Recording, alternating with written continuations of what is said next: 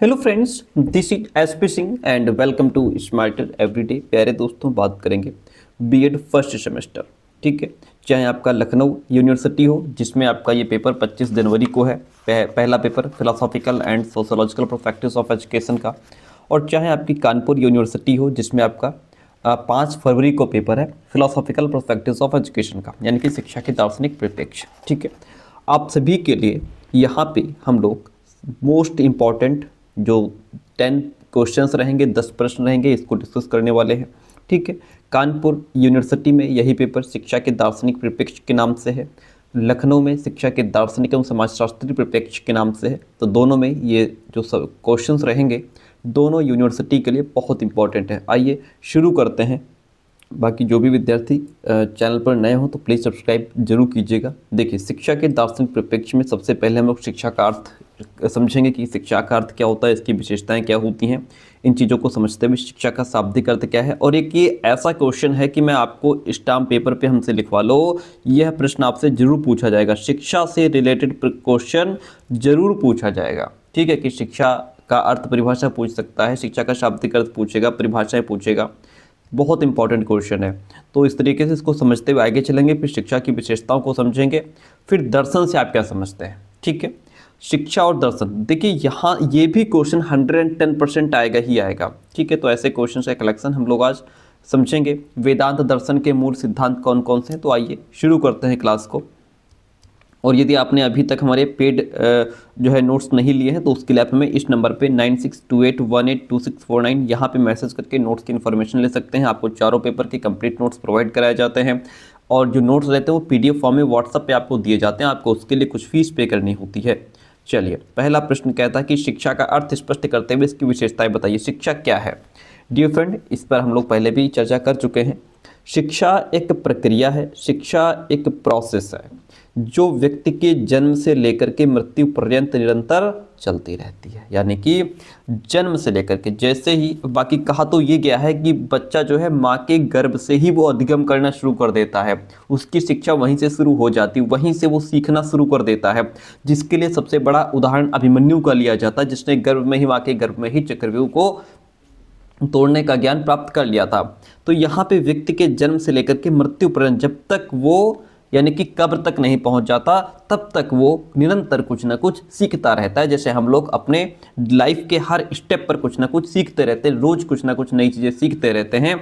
अतः मनुष्य इस गतिशील प्रक्रिया के माध्यम से कुछ ना कुछ सीखता ही रहता है। ठीक है, यहाँ तक कि हम सजीव, निर्जीव, जीव जंतु, पेड़ पौधों हर चीज से सीखते हैं। जैसे फूलों से मुस्कुराना सीखते हैं, कुत्ते जैसी नींद होनी चाहिए, है ना, खट से आवाज आई तुरंत जग जाना चाहिए, बुगले जैसा ध्यान होना चाहिए। तो इस तरीके से यह मानव विकास का मूल साधन है। भाई, अगर आप अपना डेवलपमेंट चाहते हैं तो शिक्षा जरूरी है, आपको शिक्षित होना जरूरी है, आपको सीखना पड़ेगा। इससे व्यक्ति अपने जीवन में विकास की चरम सीमा तक पहुंचने की कोशिश करता है। यदि आप लर्निंग करते रहेंगे, सीखते रहेंगे तो अपने विकास की चरम सीमा तक पहुंच पाएंगे आप। ठीक है, सबसे पहले बालक की शिक्षा उसके परिवार से ही शुरू हो जाती है। कहाँ से शुरू होती है बालक की शिक्षा? उसके परिवार से शुरू हो जाती है। माता ही उसकी प्रथम गुरु होती है। सबसे पहले उसको माँ ही सिखाती है, बेटा घर में ये कौन है, ये कौन है, इसको क्या कहते हैं। फिर बाकी उसमें भाई बहन, है ना, दादा दादी, ताऊ ताई, जो भी फैमिली मेम्बर्स हैं वो आ जाते हैं। तो उसकी जो शिक्षा है वो उसके परिवार से ही शुरू हो जाती है। इसके बाद वो विद्यालय शिक्षा ग्रहण करने के लिए कहाँ जाता है? विद्यालय जाता है, स्कूल जाता है, जहाँ से वो अपनी विद्यालय शिक्षा को ग्रहण करता है और वहाँ पे वो टीचर के संपर्क में आकर के शिक्षा ग्रहण करता है। ठीक है, तो इस तरीके से आप शिक्षा के बारे में लिख सकते हैं। देखिए, रट तो आप पाएंगे नहीं बीएड में, है ना, सिलेबस बहुत है, रट नहीं पाएंगे। चीज़ों को समझ लीजिए, उसको अपने शब्दों में आपको वहाँ पे एग्जाम में लिखना है। समाज से, समाज के सदस्यों से, मित्रों से, अन्य जो माध्यम हैं उनसे व्यक्ति निरंतर सीखता रहता है। अन्य माध्यम में जैसे आपका आजकल सबसे पहली चीज़ तो ये मोबाइल फ़ोन ही हो गया, यहीं से बच्चे सीखते हैं। मैं मोबाइल फ़ोन, अब तो टेलीविज़न तो दूर की बात हो गई, है ना। इन सब चीज़ों से, मोबाइल फ़ोन से, टेलीविज़न से बच्चा सीखता रहता है। व्यक्ति निरंतर कुछ न कुछ सीखता रहता है। इस प्रकार शिक्षा समाज में निरंतर चलने वाली प्रक्रिया है, ये कभी भी रुकती नहीं है, कभी भी स्टॉप नहीं होती है। यानी कि जो शिक्षा है वो वूम्ब टू टोम्ब जाती है, यानी कि गर्भ से कब्र तक जाती है शिक्षा। शिक्षा के द्वारा मनुष्य की जन्मजात शक्तियों का विकास, उसके ज्ञान एवं कला कौशल में वृद्धि एवं व्यवहार में परिवर्तन किया जाता है। यदि आप शिक्षित हैं, आपको जो शिक्षा दी जा रही है, आपको ज्ञान बाहर से नहीं दिया जा रहा है, आपके अंदर जो शक्तियां छिपी हुई हैं उनको शिक्षा के द्वारा बाहर लाने का प्रयास किया जा रहा है। आपका जो ज्ञान है, आपके जो अंदर जो स्किल्स हैं, उनमें जो इम्प्रूवमेंट हो रहा है वो एजुकेशन के माध्यम से ही हो रहा है।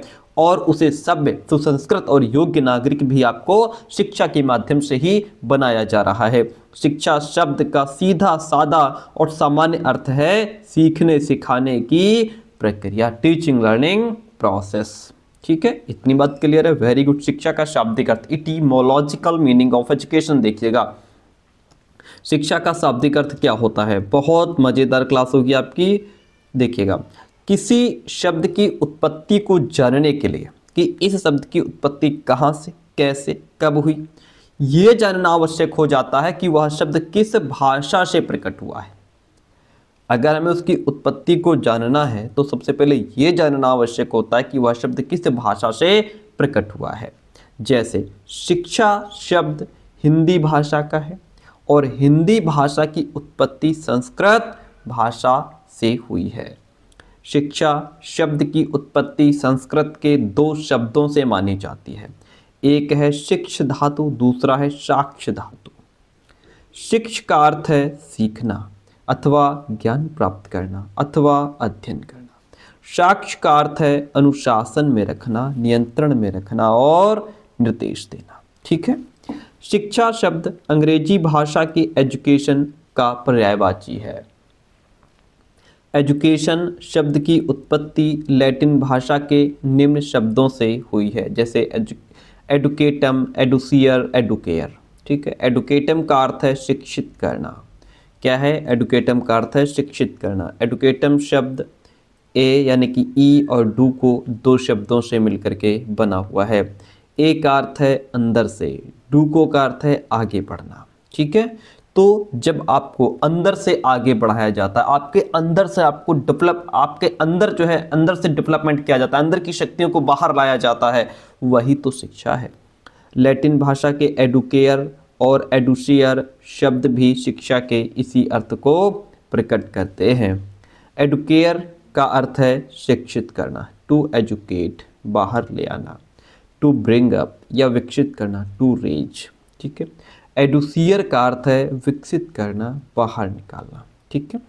इस प्रकार उत्पत्ति के आधार पर शिक्षा का अर्थ बालक की अंतर्निहित शक्तियों या गुणों को विकसित करके, जो उसके अंदर जो पावर्स इनहेरेंट यानी कि जो छिपी हुई हैं, उनको बाहर लाने का काम किया जाता है। उसका सर्वांगीण विकास करने की क्रिया ही शिक्षा है। अब ये जो दो परिभाषाएं हैं, अगर याद ना हो तो रट लेना। ठीक है, जरूर पूछी जाएंगी। और अगर नहीं पूछी जाती हैं तब भी अगर आप शिक्षा के बारे में लिख रहे हैं तो ये डेफिनेशंस वहाँ पे जरूर चिपका दीजिए, लिख दीजिए। ठीक है। चलिए, महात्मा गांधी के अकॉर्डिंग शिक्षा से मेरा अभिप्राय बालक और मनुष्य के शरीर, मन और आत्मा के सर्वांगीण एवं सर्वोत्कृष्ट विकास से है।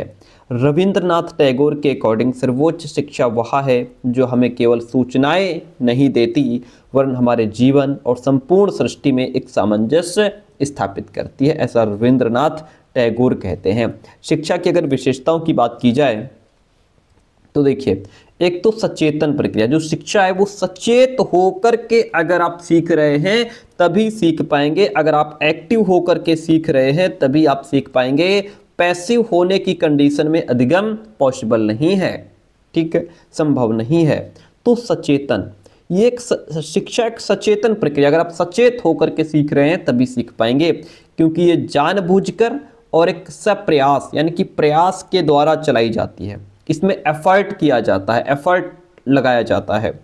शिक्षक शिक्षार्थी को नियमित रूप से शिक्षा प्रदान करता है। यह विकास की एक प्रक्रिया है। कौन? शिक्षा। शिक्षा के माध्यम से व्यक्ति का सर्वांगीण विकास होता है। शिक्षा में बाहर से कुछ नहीं थोपा जाता। टीचर आपको अपने पास से कुछ नहीं दे रहा है, आपके अंदर से विकास होता है, अंदर की शक्तियों को बाहर लाया जाता है। शिक्षा एक प्रक्रिया है। शिक्षा को एक प्रक्रिया यानी कि प्रोसेस के रूप में स्वीकार किया जाता है। शिक्षा एक ऐसी प्रक्रिया है जो जीवन भर चलती रहती है। शिक्षा की इस प्रक्रिया से ही जीवन का विकास होता है। शिक्षा एक द्विमुखी प्रक्रिया है। शिक्षा की प्रक्रिया में दो धुरियां हैं, अर्थात शिक्षक और शिक्षार्थी। दोनों एक दूसरे को प्रभावित करते हैं। दोनों का एक दूसरे के व्यक्तित्व पर प्रभाव भी पड़ता है। अगला है, शिक्षा की प्रक्रिया आजीवन चलती रहती है। शिक्षा के व्यापक एवं वास्तविक अर्थ को ध्यान में रखते हुए कहा जा सकता है कि यह प्रक्रिया जीवन भर चलती रहती है। शिक्षा की जो प्रक्रिया है वह कभी भी रुकती नहीं है, जीवन भर चलती रहती है। शिक्षा की प्रक्रिया जन्म से ही प्रारंभ हो जाती है और मृत्यु तक चलती रहती है। शिक्षा के दो पक्ष होते हैं। शिक्षा की प्रक्रिया के दो पक्ष होते हैं, अर्थात मनोवैज्ञानिक और सामाजिक। दो पक्ष होते हैं। बालक की मूल प्रवृत्तियों, संवेगों और प्राकृतिक शक्तियों के विकास का अध्ययन शिक्षा के मनोवैज्ञानिक पक्ष के अंतर्गत किया जाता है और आदर्शों, मूल्यों एवं मान्यताओं का अध्ययन शिक्षा के सामाजिक पक्ष के अंतर्गत ही किया जाता है। इसलिए कहा गया है कि इसके दो पक्ष होते हैं, एक तो मनोवैज्ञानिक होता है, दूसरा सामाजिक होता है। ओके, मनोवैज्ञानिक में क्या होता है कि जैसे बच्चे की मूल प्रवृत्तियां हो गई, उसके इमोशंस हो गए, नेचुरल पावर्स हो गई, इनका विकास कैसे हो इसका अध्ययन किया जाता है। और सामाजिक में उसके आदर्श, मूल्य, मान्यता, इन सब चीज़ों का अध्ययन किया जाता है। इतनी बात क्लियर हो गई। तो ये हम समझ रहे थे शिक्षा क्या होती है। ओके, अगला प्रश्न लीजिए, दर्शन से आप क्या समझते हैं? शिक्षा और दर्शन के परस्पर संबंध की विवेचना कीजिए। स्टाम्प पेपर ले आइए, हम उस पर लिख दें, ये प्रश्न आपका जरूर आएगा। ठीक है, चलिए बाकी जो पेड विद्यार्थी हैं उनको important questions, PYQs and plus topic wise जो कंटेंट है वो सारा फॉरवर्ड किया जा चुका है, उसको आप पढ़ते रहिए। हमारे नोट्स लेने के बाद बाहर से कोई कॉपी, किताब, क्वेश्चन बैंक, मॉडल पेपर कुछ भी खरीदने की आवश्यकता नहीं रह जाती है। जो नोट्स हम देंगे वही पर्याप्त हैं। दर्शन क्या है? दर्शन हमारी सत्य के प्रति जिज्ञासा की पूर्ति करता है। अगर हम किसी सत्य को जानना चाहते हैं तो जब हम उसको अपनी आँखों से देख लेते हैं, जान लेते हैं, समझ लेते हैं, तो वो क्या है, सत्य के प्रति हमारी जो जिज्ञासा है उसको देखने के बाद, जानने के बाद, समझने के बाद वो जिज्ञासा खत्म होती है, वो जो क्यूरियोसिटी है वो खत्म होती है। ठीक है, तो उस जिज्ञासा की पूर्ति होती है, हमको सेटिस्फैक्शन मिलता है, संतुष्टि मिल जाती है। तो ये उस सेटिस्फैक्शन का जो है कि मूल है दर्शन। दर्शन हमारी सत्य के प्रति जो जिज्ञासा है उसको पूरा करता है। व्यक्ति जिस वातावरण में रहता है उसकी यथार्थता जानने का वो प्रयत्न करता है, उसकी सत्यता जानने का वो प्रयत्न करता है। अतः मनुष्य के अंदर तथ्यों को जानने की जिज्ञासा जो है, फैक्ट्स को जानने की जो जिज्ञासा उसके अंदर है, संदेह और आत्मिक अशांति रहती है। जानने के बाद वो संतुष्टि महसूस करता है, उसको एक सेटिस्फैक्शन मिलता है। यही तो दर्शन है ना। किसी चीज़ को जानने की जो जिज्ञासा है, संदेह है, उसको जब आप जान लेते हैं आपका संदेह मिट जाता है, खत्म हो जाता है। आपके अंदर जो अशांति थी, जो उथल पुथल मच रही थी, वो शांत हो जाती है। तो यही जानने के बाद जो आपको सेटिस्फैक्शन मिला वही दर्शन है। ठीक है, अगला प्रश्न, दर्शन का मीनिंग ऑफ फिलॉसफी क्या है? देखिए, दर्शन शब्द की उत्पत्ति संस्कृत भाषा के शब्द दृश्य धातु के करण अर्थ में ल्यूट प्रत्यय लग करके हुई है। आई बात समझ में? दर्शन शब्द की जो उत्पत्ति है, एक सेकंड प्लीज, चलिए ठीक है। दर्शन शब्द की उत्पत्ति संस्कृत भाषा के दृश्य धातु के करण अर्थ में ल्यूट प्रत्यय लग करके हुई है। इसका अर्थ है जिसके द्वारा देखा जाए। क्या होता है? जिसके द्वारा देखा जाए। दर्शन को अंग्रेजी भाषा के फिलॉसफी, क्या फिलॉसफी शब्द का हिंदी रूपांतरण माना जाता है। फिलॉसफी शब्द का हिंदी रूपांतरण माना जाता है, जो यूनानी भाषा के दो शब्दों फिलॉस और सोफिया से मिलकर के बना है। फिलॉस का अर्थ है प्रेम और सोफिया का अर्थ है ज्ञान। तो जब हमें प्रेम से जब हमें ज्ञान से प्रेम होता है दैट इज कॉल्ड फिलॉसफी। ठीक है, इस प्रकार फिलॉसफी का शाब्दिक अर्थ विद्यानुराग, विद्या से प्रेम, ज्ञान से प्रेम हुआ। दर्शन शब्द से मानसिक प्रक्रिया के तीनों पक्ष ज्ञान, कर्म और भाव इसमें निहित हैं।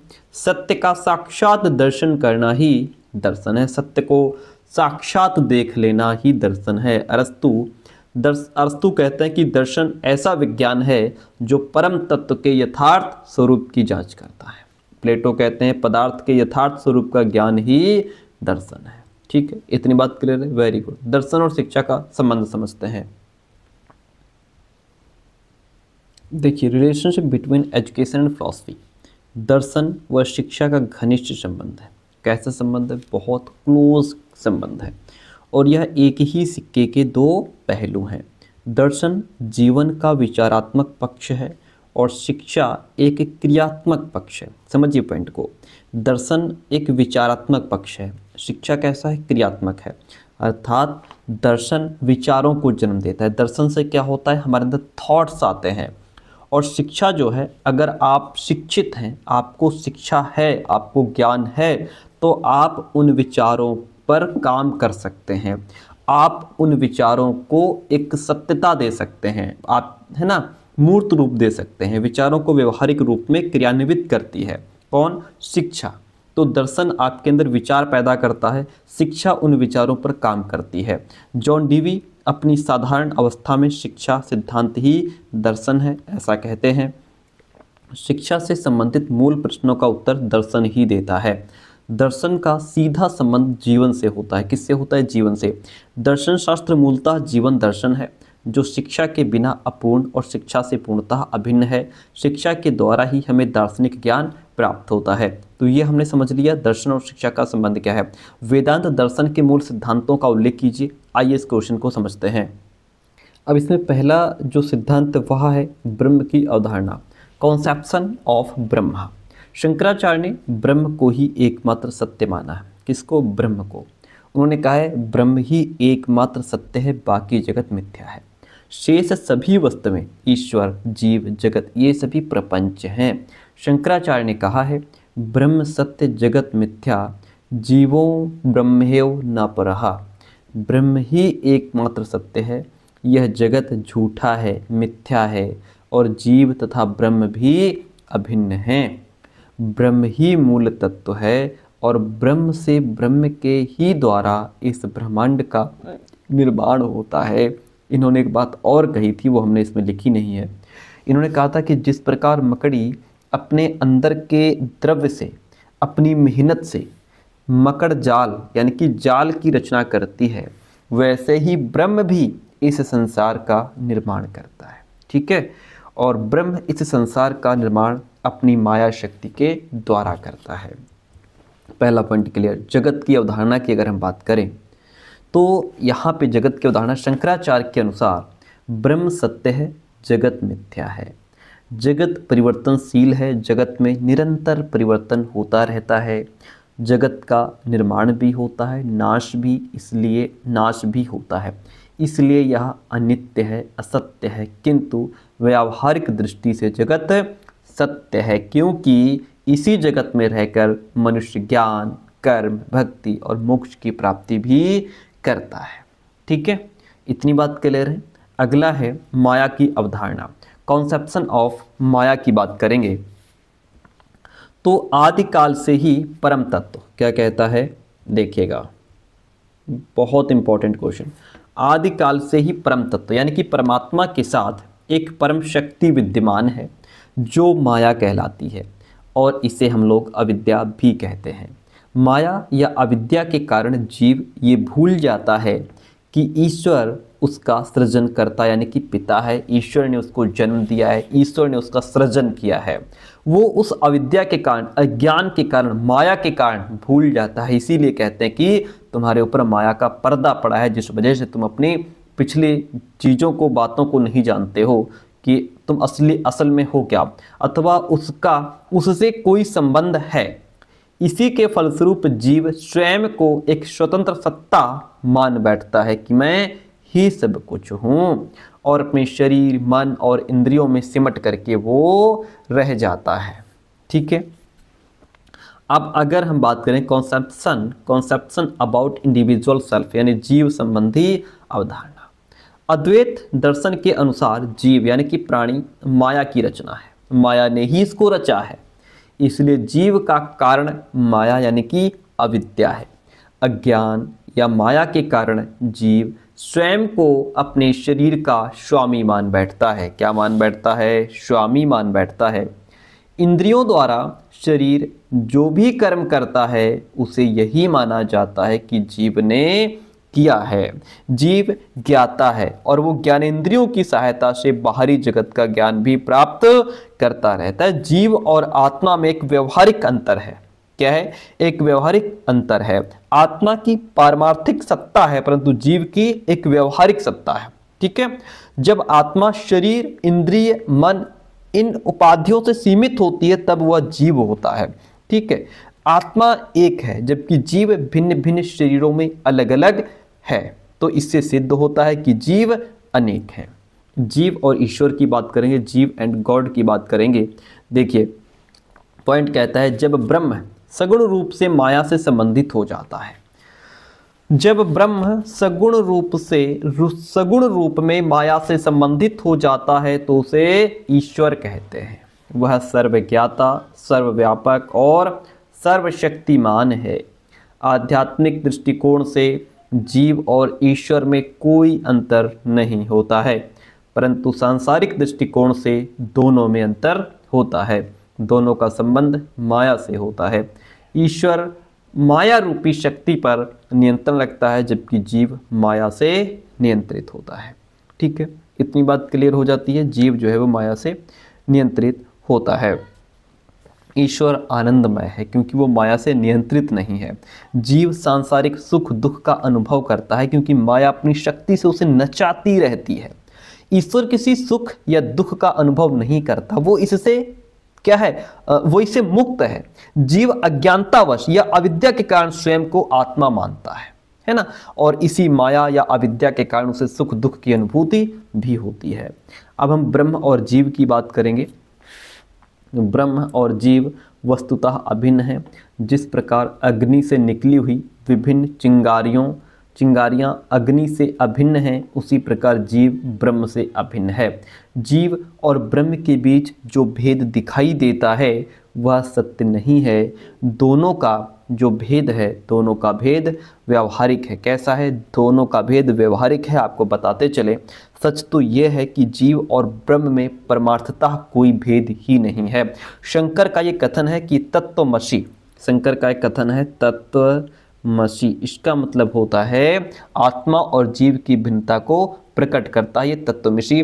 तत्वमसि में क्या है कि तत् और तव, एक तो इसमें शब्द है तत् और एक है तब, ये दो शब्द हैं। इसमें तत् का अर्थ है ब्रह्म और तब का अर्थ है जीव। तो इस प्रकार इस तत्वमसि का अर्थ हुआ वही ब्रह्म है, वही जीव है। ठीक है, आगे बढ़ते हैं। अगले आत्मा की अवधारणा, कॉन्सेप्शन ऑफ आत्मा की बात करेंगे। देखिएगा अद्वैत, वेदांत में अद्वैत का मतलब क्या होता है? अद्वैत का मतलब दो नहीं एक।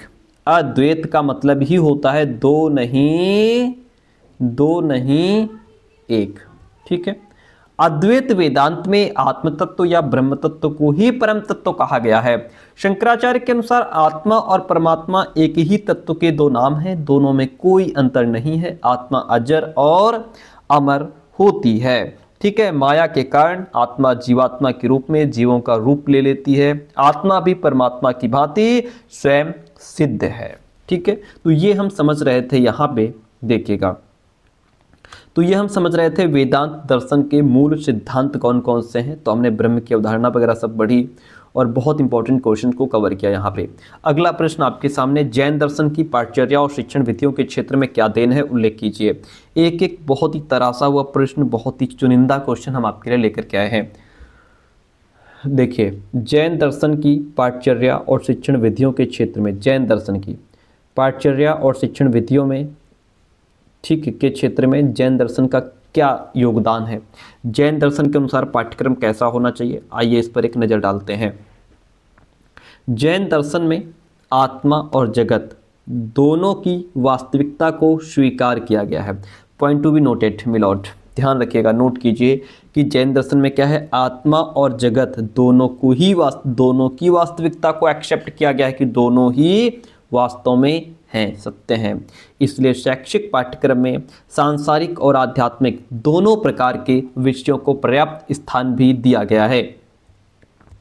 ठीक है, अगला पॉइंट लीजिए। जैन पाठ्यक्रम में एक और जगत का ठोस ज्ञान, एक और इस संसार का ठोस ज्ञान, जीवन को सुखमय बनाने के लिए इसके रहस्यों का उद्घाटन और जीवन की सुविधाएं जुटाने में इसका उपयोग करने पर भी बल दिया गया है, तो दूसरी ओर इससे बचने और इसके माध्यम से होने वाले कष्टायों का त्याग करने का आग्रह भी दिखाई देता है।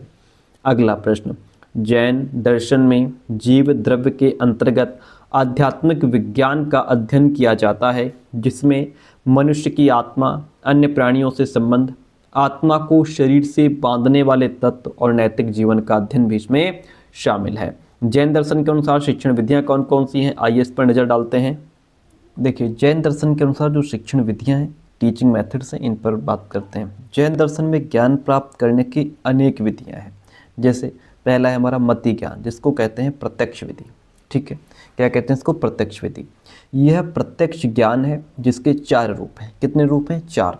पहला है प्रत्यक्ष ज्ञान। ठीक है, प्रत्यक्ष ज्ञान इंद्रियों और वस्तु के प्रत्यक्ष संपर्क से प्राप्त किया गया ज्ञान प्रत्यक्ष ज्ञान कहलाता है। जैसे हाथ से छूकर कठोर या मुलायम होने का ज्ञान क्या हो गया, प्रत्यक्ष ज्ञान हो गया। इसमें आपने चीज़ों को हाथ से टच किया, फील किया। ठीक है, ये प्रत्यक्ष ज्ञान होता है। दूसरा हो गया आपका प्रत्याभिज्ञान। प्रत्याभिज्ञान का मतलब क्या होता है, 2 या 2 से अधिक समान या विरोधाभासी वस्तुओं के प्रस्तुत होने पर श्रेष्ठ वस्तु को पहचान लेना प्रत्याभिज्ञान कहलाता है। यानी कि 2 चीज़ें आपके सामने हैं, उसमें से आपने श्रेष्ठ को पहचान लिया, दैट इज कॉल्ड प्रत्याभिज्ञान।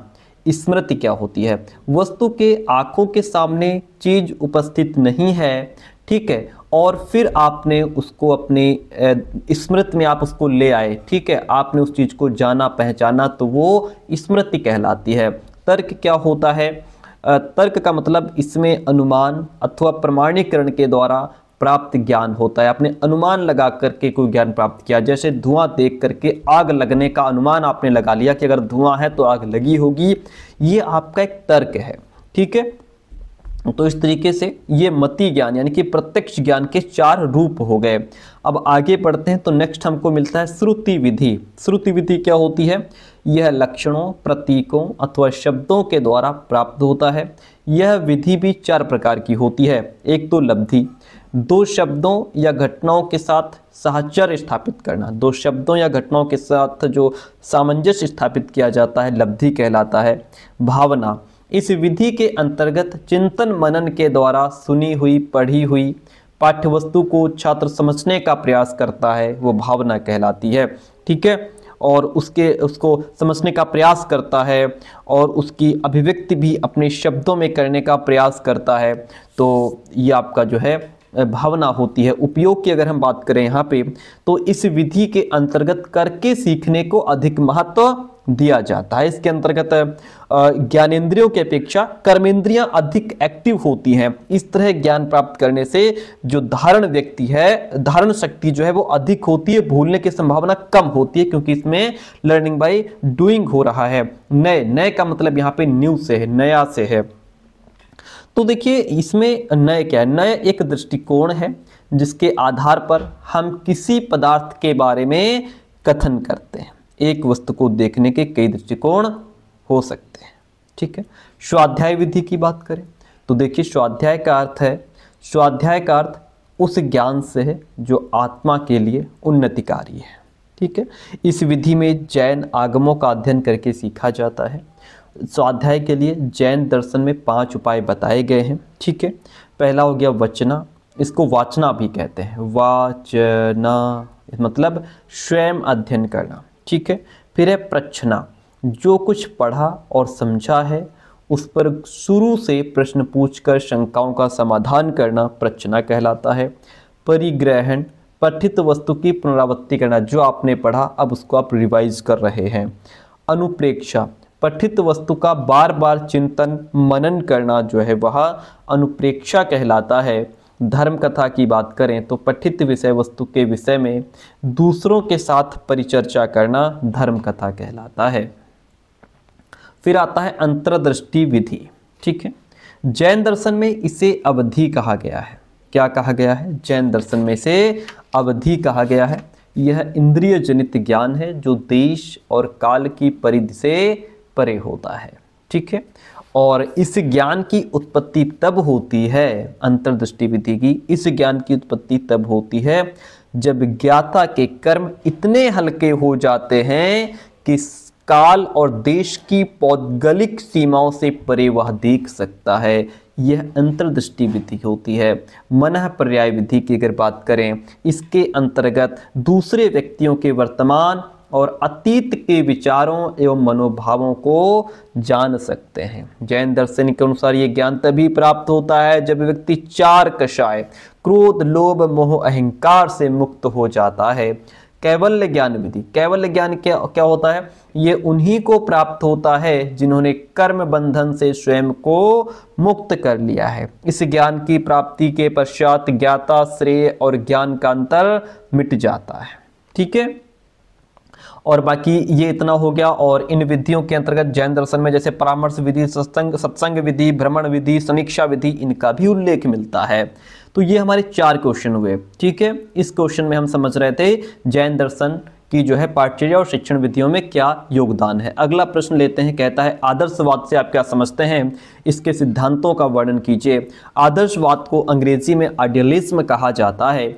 यह 2 शब्दों से मिलकर के बना है। एक शब्द आइडिया है, दूसरा शब्द इज्म है। बीच में जो एल है वो एल अक्षर उच्चारण के सौंदर्य के लिए प्रयोग किया गया है कि भाई बोलने में अच्छा लगे।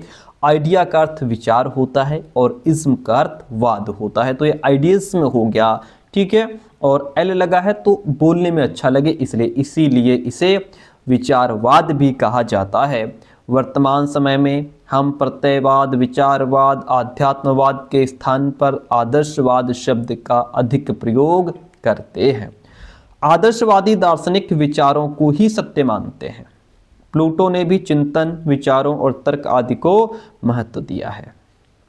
आदर्शवाद वह दर्शन है जो मन की प्रकृति को वास्तविक मानता है। आदर्शवादियों का विश्वास है कि जो बात सत्य या वास्तविक है वह अवश्य ही आध्यात्मिक या मानसिक होगी। उनका ये भी विश्वास है कि भौतिक संसार मन की अभिव्यक्ति का साकार रूप है। अतः आदर्शवादियों को मनवादी, मेंटलिस्ट या आध्यात्मवादी, स्पिरिचुअलिस्ट कहना अधिक ठीक होगा। एडम्स के अनुसार कहा गया है आदर्शवाद एक अथवा दूसरे रूप में दर्शन के समस्त इतिहास में व्याप्त है। हर्न के अकॉर्डिंग आदर्शवादी शिक्षा दर्शन मानसिक जगत का मानव को अभिन्न अंग समझने की अनुभूति का एक विवरण है। ठीक है, इस तरीके से ये हमारा क्लियर होता है। अब आदर्शवाद के कुछ अलग अलग सिद्धांत हैं, यहाँ पे थोड़ा सा हमने स्पीड पकड़ी है। ठीक है, जल्दी जल्दी चीज़ों को समझते हैं। आध्यात्मिक जगत को महत्व, एक तो आदर्शवाद ने जो है आध्यात्मिक जगत को बहुत महत्व दिया है। आदर्शवादियों ने आध्यात्मिक जगत को भौतिक तथा प्राकृतिक जगत की अपेक्षा अधिक महत्व प्रदान किया है। अंतिम उद्देश्य आत्मानुभूति का स्वरूप भी आध्यात्मिक है और भौतिक जगत मिथ्या है। ठीक है, मानव व्यक्तियों में विश्वास, मानव व्यक्तित्व में विश्वास, फेथ इन ह्यूमन पर्सनैलिटी। आदर्शवादी मनुष्य को ईश्वर की सर्वोत्कृष्ट रचना मानते हैं। जो आदर्शवादी हैं वो मनुष्य को ईश्वर की सर्वोत्कृष्ट रचना मानते हैं। मनुष्य अपनी बुद्धि के द्वारा नैतिक आदर्शों और सांस्कृतिक एवं आध्यात्मिक चेष्टाओं के द्वारा अन्य जीवों से अपने आप को अलग कर लेता है। धर्म, नैतिकता, कला, साहित्य, गणित और विज्ञान जो सच्चे अर्थों में मानव संबंधी शास्त्र हैं, युग युगांतर से चले आते हुए मनुष्य के नैतिक बौद्धिक क्रियाकलापों के ही परिणाम हैं। अब आता है यूनिटी इन डाइवर्सिटी, अनेकता में एकता। आदर्शवाद अनेकता में एकता के सिद्धांत को मानता है। उनके अनुसार समस्त प्रकृति में एक ही चेतन तत्व विद्यमान है। इस चेतन तत्व को ईश्वर के नाम से संबोधित करते हैं। संपूर्ण विश्व एक केंद्र शक्ति से संचालित और क्रियाशील है। यही तत्व समस्त प्राणियों को विविधता के बावजूद एकत्व के सूत्र में बांधे हुए है। फ्रोवेल का कथन है, इस भूमंडल पर जितनी भी वस्तुएं हैं उन सब में दैवी एकता है, यही एकता परमात्मा है। आध्यात्मिक मूल्यों में विश्वास। आदर्शवादियों ने आध्यात्मिक मूल्यों में बहुत विश्वास रखा है। आदर्शवादी आध्यात्मिक मूल्य सत्यम, शिवम और सुंदरम को शाश्वत एवं सर्वव्यापी मानते हैं। उनके अनुसार जीवन का परम लक्ष्य इन आध्यात्मिक मूल्यों को प्राप्त करना है, तभी ईश्वर की प्राप्ति भी संभव हो पाएगी। इन तीनों आध्यात्मिक मूल्यों की प्राप्ति में मानव के मन की तीनों क्रियाएं, ज्ञान, अनुभव और इच्छा शामिल हैं। जी.एस. रॉस के अकॉर्डिंग आदर्शवादियों के अनुसार सत्यम, शिवम और सुंदरम निरपेक्ष गुण हैं, जिनमें से प्रत्येक अपनी आवश्यकता के कारण उपस्थित हैं और वह अपने आप में पूर्णतः वांछनीय है। नियामक और सामाजिक विज्ञानों पर बल emphasize upon normative and social science. आदर्शवादियों ने नियामक व सामाजिक विज्ञानों के अध्ययन पर विशेष बल दिया है। नियामक विज्ञान के अंतर्गत तर्कशास्त्र, नीतिशास्त्र, सौंदर्य शास्त्र आदि आते हैं। इनका संबंध मानव जीवन के मूल्यों, उद्देश्यों, आदर्शों से होता है। सामाजिक विज्ञान के अंतर्गत समाजशास्त्र, इतिहास, अर्थशास्त्र, दर्शनशास्त्र और मनोविज्ञान ये सब विषय आते हैं। आदर्शवादी इन्हीं के आधार पर अपने सिद्धांतों की व्याख्या भी करते हैं। ठीक है, तो ये आप समझ रहे थे। तो यहाँ पे ये आदर्शवाद के सिद्धांत हो गए। अगला प्रश्न लीजिए। प्रकृतिवाद के अनुसार शिक्षा के कौन कौन से उद्देश्य हैं? प्रकृतिवादियों के अनुसार शिक्षा के उद्देश्य निम्नलिखित हैं। एक तो ये है, देखिए अब यहाँ पे प्रकृतिवाद की बात हो रही है, ध्यान दीजिएगा। ऊपर आदर्शवाद की बात हो रही थी, यहाँ प्रकृतिवाद की बात हो रही है। प्रकृतिवादियों के अनुसार शिक्षा के उद्देश्य निम्नलिखित हैं। एक तो जीवन संघर्ष के लिए प्रस्तुत करना। देखिए, विकासवाद, प्रकृतिवाद को ही विकासवाद कहते हैं। विकासवाद सिद्धांत के प्रतिपादक प्रसिद्ध प्राणीशास्त्र डार्विन के अनुसार संसार में प्रत्येक प्राणी को अपना अस्तित्व बनाए रखने के लिए संघर्ष करना पड़ता है। अतः शिक्षा का महत्वपूर्ण उद्देश्य इस शक्ति का विकास करना भी होना चाहिए, जिसके कारण वह जीवन संघर्ष में सफल हो सके। सुख प्रदान करना। जैविक प्रकृतिवादियों के अनुसार शिक्षा का उद्देश्य मानव के वर्तमान सुख एवं प्रसन्नता को प्राप्त करना एवं सुरक्षित रखना है। दूसरे शब्दों में प्रकृतिवादी केवल वर्तमान सुख की चिंता करते हैं। मूल प्रवृत्तियों का शोधन एवं मार्गांतीकरण करना। प्रसिद्ध विद्वान मैकडूगल उपयुक्त सुख दुख के सिद्धांत से सहमत नहीं है। वह सुख दुख को प्राकृतिक प्रक्रिया का ही परिणाम मानते हैं कि जो सुख दुख है ये प्राकृतिक प्रक्रिया का ही परिणाम है। शिक्षा का मुख्य उद्देश्य बालक की मूल प्रवृत्तियों को शोधन एवं उचित दिशा में मार्गांतीकरण करना है। आत्मसंतोष और आत्मसंरक्षण प्राप्त करना। शिक्षा का उद्देश्य बालक की मूल प्रवृत्तियों और स्वाभाविक आवेगों का विकास करना है। इसके अलावा शिक्षा का उद्देश्य बालक को आत्मसंरक्षण और आत्मसंतोष प्राप्त करने में सहायता देना है। व्यक्तित्व का स्वतंत्र विकास। मानव के व्यक्तित्व का स्वतंत्र विकास शिक्षा का मुख्य उद्देश्य है। जो शिक्षा व्यक्ति के स्वतंत्र विकास में सहायक हो वही वास्तविक शिक्षा है। जातीय संप्राप्तियों का संरक्षण। शिक्षा का प्रमुख उद्देश्य सामाजिक और जातीय विरासत के रूप में मिली हुई संस्कृति को एक पीढ़ी से दूसरी पीढ़ी तक पहुंचाकर उसका संरक्षण करना है। ये जो सिद्धांत, ये जो उद्देश्य हैं वो प्रकृतिवाद के अनुसार शिक्षा के क्या उद्देश्य हैं वो यहाँ पे बताए गए हैं। यदि आपको ये सारा कंटेंट याद ना रहे तो सिर्फ हेडिंग्स याद कर लेना और फिर इसके अंतर्गत आप बना बना करके लिख सकते हैं। बीएड में बना बना करके कैसे लिखा जाता है इस टॉपिक पर हमने वीडियो बनाया हुआ है। क्वेश्चन कहता है प्रयोजनवाद का अर्थ। हमने ऊपर आदर्शवाद पढ़ा, प्रकृतिवाद पढ़ा, अब हम प्रयोजनवाद का क्वेश्चन ले रहे हैं। ठीक है, प्रयोजनवाद का अर्थ एवं परिभाषा लिखते हुए इसके सिद्धांतों का उल्लेख कीजिए। देखिए प्रयोजनवाद का अर्थ क्या है। वेरी इंपॉर्टेंट क्वेश्चन, देखिएगा, वेरी इंपॉर्टेंट। प्रैग्मेटिज्म शब्द की उत्पत्ति पेरिनेशन ऑफ द वर्ड यानी कि प्रैग्मेटिज्म यानी ग्रीक शब्द प्रैग्मेटिकोस से मानी जाती है। प्रैग्मेटिकोस शब्द प्रैग्मा यानी पैरामेटोस से निकला है, जिसका अर्थ है अ थिंग डन, किया गया कार्य, अ बिजनेस डीड कोई व्यवसाय, एन इफेक्टिव एक्शन या फिर प्रभावी कार्य। ठीक है, प्रैग्मेटिक इसको हमने अलग अलग क्लासेस में पूरी थ्योरी कराई है। आदर्शवाद अलग पढ़ाया है, प्रकृतिवाद अलग पढ़ाया है, प्रयोजनवाद अलग पढ़ाया है, और एक वीडियो है जिसमें चारों को इंक्लूड करके 1.5-2 घंटे क्लास की है, तो उसको आप देख सकते हैं। प्रैग्मेटिज्म की उत्पत्ति लैटिन भाषा के शब्द प्रैग्मेटिकस से भी मानी जाती है, जिसका अर्थ है व्यावहारिकता। फ्रेंच भाषा में प्रैग्मेटिक शब्द का प्रयोग भी इसी अर्थ में किया गया है। ठीक है, तो उपयुक्त शब्दों के अर्थों से स्पष्ट है कि प्रैग्मेटिज्म का शाब्दिक अर्थ है व्यावहारिकता एवं उपयोगिता। प्रैग्मेटिज्म वह दर्शन है जिसके अनुसार सिद्धांतों की सत्यता का निर्णय वस्तुओं तथा तथ्यों के व्यावहारिक परिणामों के आधार पर होता है। प्रयोजनवाद को प्रयोगवाद, फलवाद, व्यवहारवाद, उपयोगितावाद आदि नामों से भी जाना जाता है।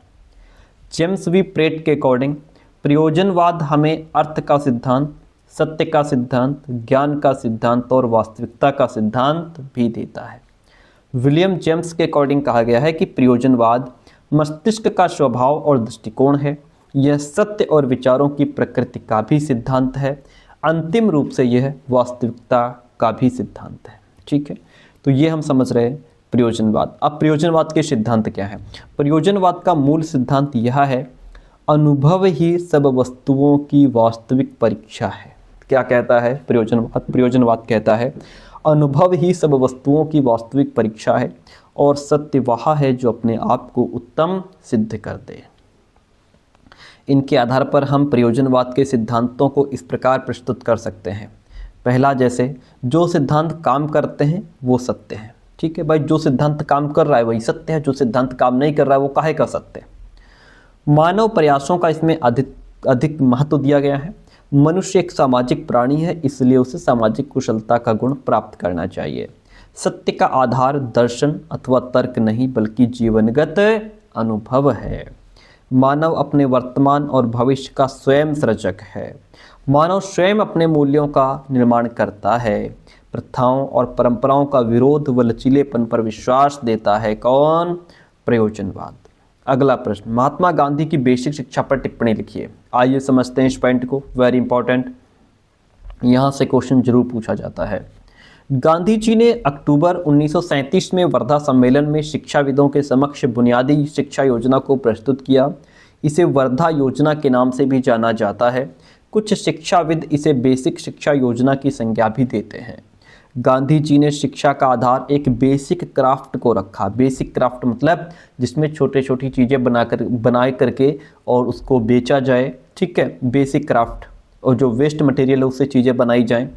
और उनका उद्देश्य था कि शिक्षा का कार्य केवल मानसिक प्रशिक्षण देना ही नहीं है, वरन उसका आधार हाथ और ज्ञानेंद्रियों के माध्यम से शिक्षा का प्रारंभ करके उसके मानसिक स्तर पर पहुंचाना है और साथ ही मानव के हृदय और उसकी आत्मा को उन्नत करना भी है। और गांधी जी ने बुनियादी शिक्षा योजना के 5 आधारभूत सिद्धांत बताए हैं सर। क्या क्या बताए हैं सर? देखिएगा। शिक्षा को 7 से 14 वर्ष तक के बालक और बालिकाओं के लिए निःशुल्क बनाया जाए, जिससे धनी एवं निर्धन वर्गों के छात्रों के समान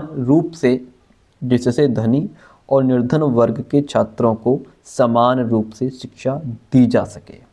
विद्यालय में दी जाने वाली शिक्षा का मुख्य केंद्र हस्त कौशल को बनाना चाहिए, जिसमें सभी शिक्षित व्यक्तियों के अंदर उत्पादक कौशल को